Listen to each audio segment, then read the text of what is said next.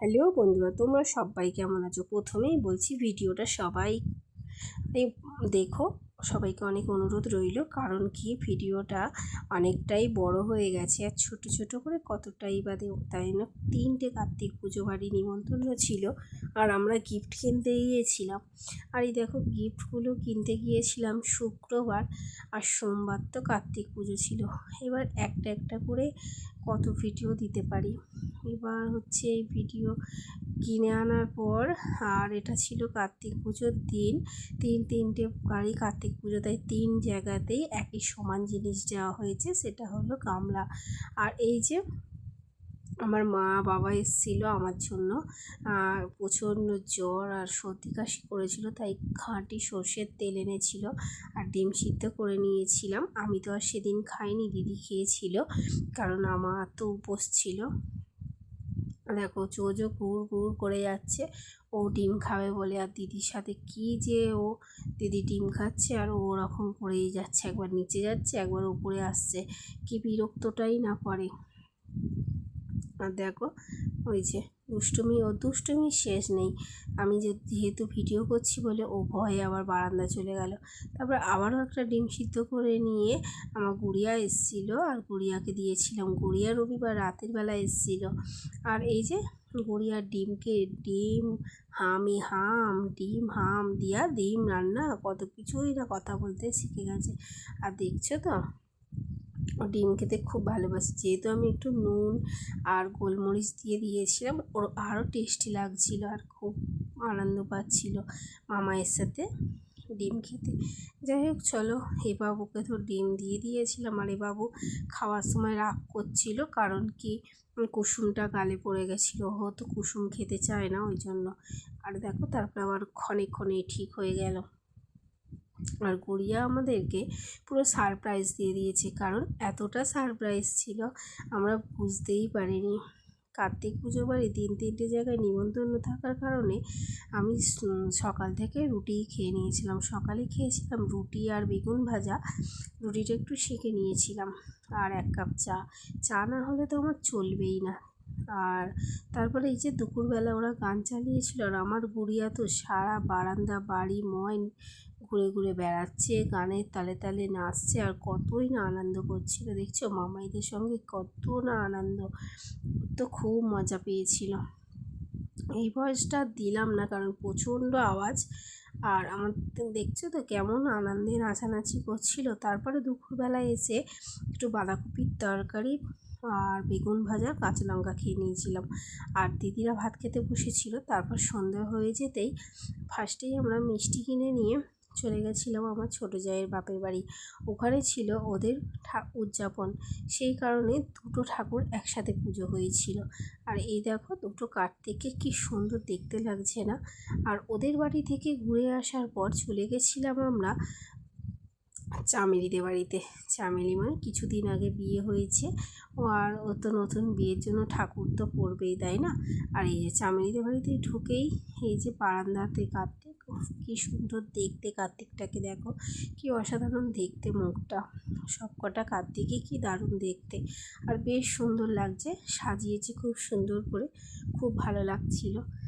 আর দেখো চামেলিকে কি মালা এনে দিয়েছিল, আর মালাটা পরিয়েছে, আর চামেলিকে তো পুরো লক্ষ্মী ঠাকুরের মতো লাগছিল, খুব সুন্দর দেখতে লাগছিল। তারপরে ও একটা খোপা করে গোলাপ লাগিয়েছিল, আরও সুন্দর লাগছিল।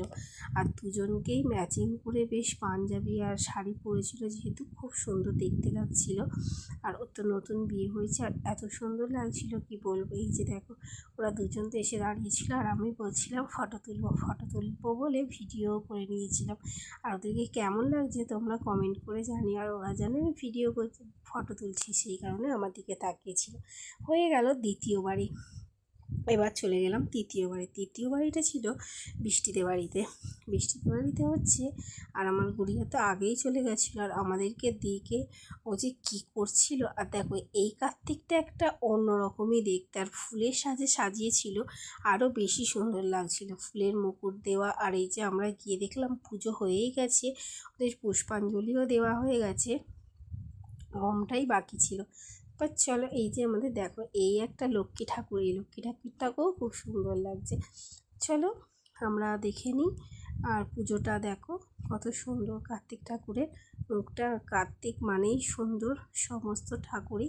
আর আমি দিয়াকে কালটা টিপে বলছিলাম, বলো দিয়া তোমার মামাই কই, আর ওই লাইটটা পড়ছে বলে আমাকে বলছে উ করে ভয় দেখাচ্ছে।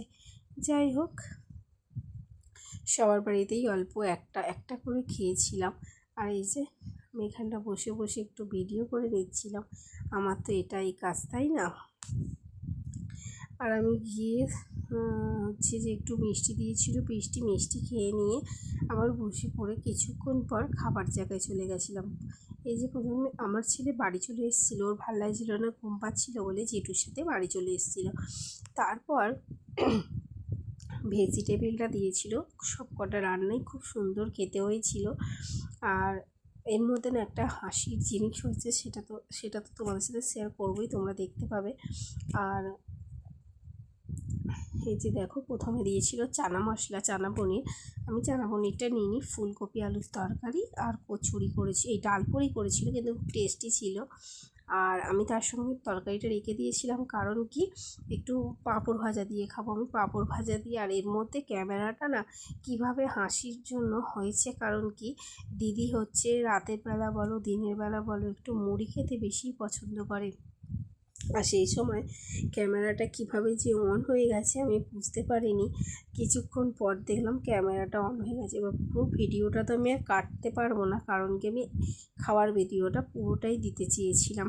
এবার সেই কারণেই ভিডিওটা এরকম হয়ে গেছে, শুধু টেবিলটার জলটা দেখা যাচ্ছে। তার কিছুক্ষণ পরে তুলে দেখলাম যে ভিডিওটা অন আছে। যাই হোক, তারপর শুনে কী হয়েছে, তারপর তো হচ্ছে দিদি বলছে একটু মুড়ি হলে বেশ হতো।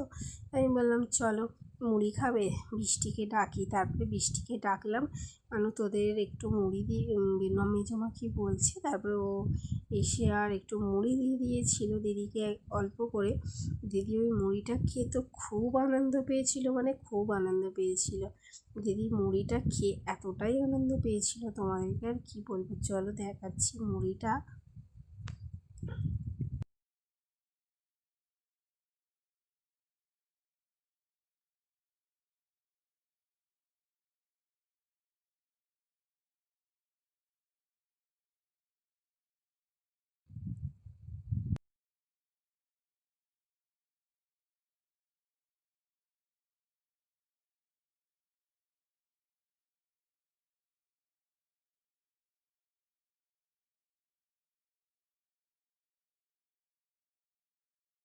এই যে দিদি মুড়ি নিয়ে বসে পড়েছিল, আর মুড়ির সাথে তরকারি।